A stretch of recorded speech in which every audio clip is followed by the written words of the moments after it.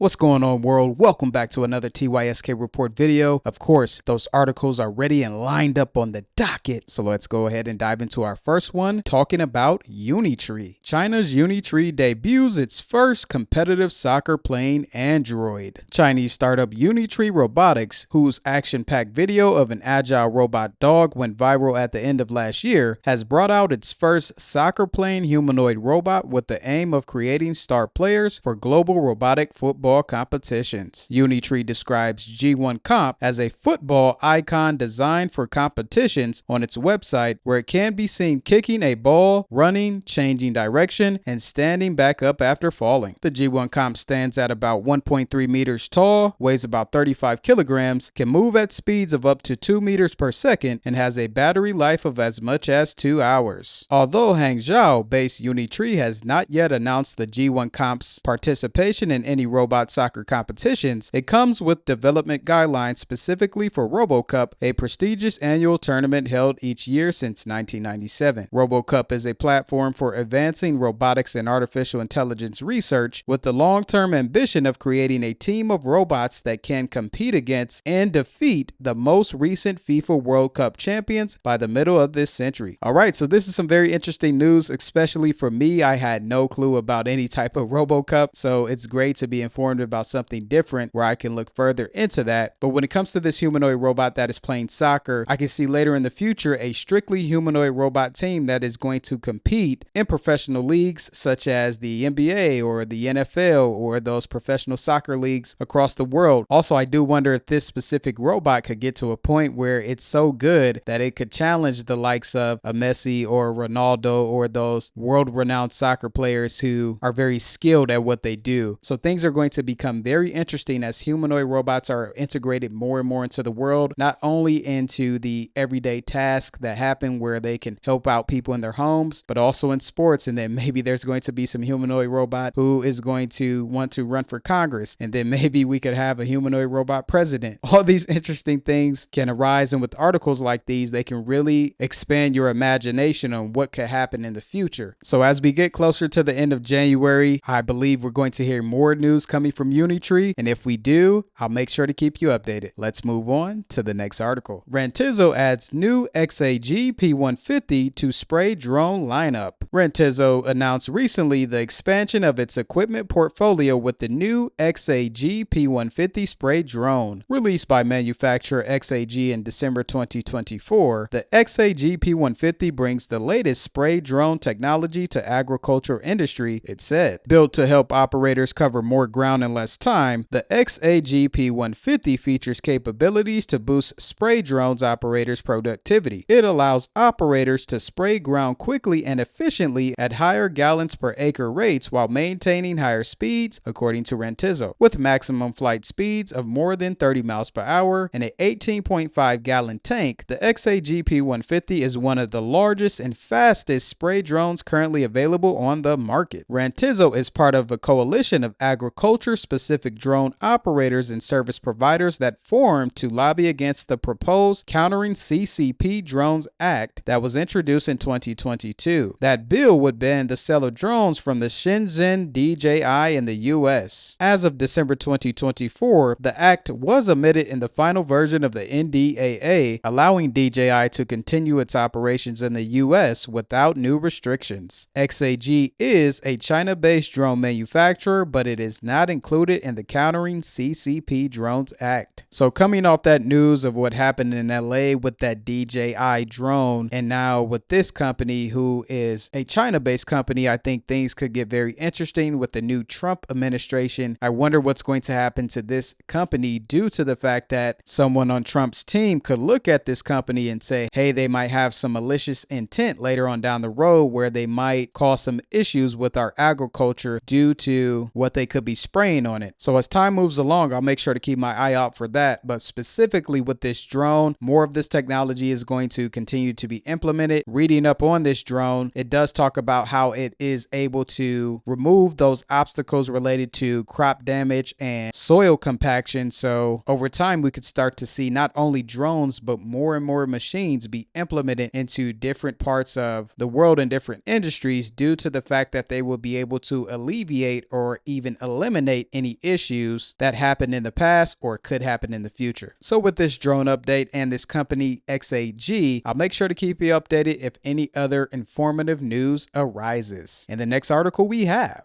GE Vernova lands repower orders for 1 gigawatt of U.S. wind turbines. GE Vernova's onshore wind business announced that it received orders in 2024 to repower over 1 gigawatt of wind turbines in the U.S. Wind energy repowering is all about breathing new life into old turbines. By swapping out aging parts like turbines, blades, and nacelles for the latest tech, wind farms see significant boosts in efficiency, power capacity, and overall lifespan. The repowering projects for which GE Vernova received orders will use nacelles and drivetrains that it manufactures in its Pensacola, Florida factory. The orders were booked between the first and the fourth quarters of 2024. GE Vernova's wind repower projects are expected to come online between 2024 and 2027. GE Vernova's onshore wind business has a total installed base of approximately 56,000 turbines and nearly 120 gigawatts of installed capacity worldwide. So with this article, I think this is great news for the US, and I do believe that when it comes to any company building energy, even if it's related to nuclear, wind, solar, I believe all hands are on deck due to the fact that so much energy is going to be needed to not only power all these data centers that are currently around, but the ones that these different companies plan to build. And I think this also lines up very well with the Stargate AI project news that I brought to you in this video right here, and how the US wants to push for AI dominance. But in order to have AI dominance, you're going to need energy. But when it comes to GE Vernova, I think this is great, but I do wonder if breathing life into old turbines is going to be the solution that's needed to provide more energy as things begin to speed up and more innovation happens over this year and the next few years when it comes to the world of technology, but specifically AI and data centers. So things are going to start to really pick up as the year moves along, and as that news continues to be pumped out, I'll make sure to bring you right here on the TYSK report. Let's move on to the next article talking about robots in warehouses. Robots in warehouses, AI trained for faster sorting. Ambi Robotics recently released Prime 1, which the company said is the first AI foundation model for use in robotic sorters deployed in commercial warehouse operations. The Prime 1, which stands for Production-Ready Industrial Manipulation Expert, provides a single transformer model used for higher-level computer vision tasks. The Prime 1, which stands for Production-Ready Industrial Manipulation Expert, provides a single transformer model used for higher-level computer vision tasks, which can be adapted for a variety of robot sorting operations, including 3D perception, package picking, and quality control, performed by Ambi's robots. Ambi pre-trained Prime 1 with self-supervised deep learning on more than 20 million images from 150,000 operating hours collected from its fleet of AI-powered robot sorters in U.S. warehouses. That's the equivalent to one robot operating around the clock for 17 years, according to the company. The training data set represents about 1% of the data Ambi has collected to date, which means Prime 1's training uses a solid depth of real-world warehouse data from identical systems deployed at scale. So that last part of that article with that statement makes a lot of sense, because if one warehouse is going to be implementing automation and all this technology to speed up their process, other warehouses are going to have to do the same. Otherwise, they are going to fall behind. So as things begin to pick up, these companies who are creating these robots are probably going to get even more orders, or these companies asking for faster robots to do things faster, to be deployed even more in different parts of these different warehouses, not only here in the US, but across the globe. So it's always good to bring you this information, because in some way, somehow, I believe it's going to have some type of impact, not only on the logistics industry, but other industries as well. Now let's move into the next article dealing with racing and electric charging. Formula E 600 kilowatt mid-race charging is finally ready for real this time. After years of waiting and many false starts, Formula E is finally going to debut its mid-race charging system, which will give cars a quick boost of energy charging at a rate much faster than current road cars can. Formula E is ready to announce that mid-race charging is definitely, totally, positively 100% certain at the upcoming Jeddah E-Prix on February 14th through the 15th in Jeddah, Saudi Arabia. The series is calling the system Pit Boost, and it will consist of a 34-second pit stop that provides around 10% additional charge to the cars. The stop will be mandatory for all drivers to take at some point in the race and will mean new strategy options for drivers. Taking the stop means getting more energy, which means that your car won't have to do as much energy saving to get to the end of the race, but it also means giving up your position on track, which can be hard to get back if you do it late in the race. Alright, so this was just an interesting article to bring to you when it comes to electrification, as we hear so much about electric vehicles, and with this article right here related to Trump and his decision on electric vehicles, we can't forget about how electric charging is being implemented into other parts of transportation. So not only do you have electric charging with racing, but you also have it with semi-trucks and then also electric buses. So it's great to bring you this article because I believe electrification is going to find its way over time into all forms of transportation. Now let's move into the next article talking about OpenAI and not having enough money. OpenAI's Stargate project reportedly doesn't have the money it needs. The massive infrastructure project to build data centers for OpenAI in the US lacks a fully developed plan and hasn't secured funding yet, according to a report from the Financial Times. With different big players and backers, Stargate would funnel around $100 billion to upward to $500 billion